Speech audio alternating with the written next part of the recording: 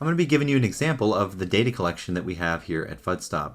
So in our data field, we have trade halts that occur for every ticker in the market that gets a halt. We will know about it.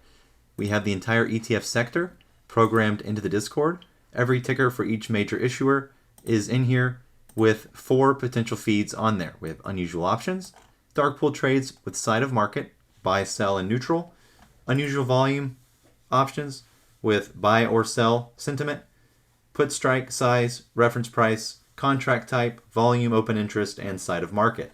We also have golden sweeps, which also provide strike, side of market, and every feed that you see here is going to be organized coming into the Discord by industry. What you see here on the left is our navigation. This is communication services. We have basic materials sector with chemicals industry right here. How we get the feeds in is we manually input them into the channels that's respective to the industry. And then now we have organized feeds, data news, and more all coming in organized by industry. As you can see here, we have over 5,800 tickers in our Discord with feeds set up on it.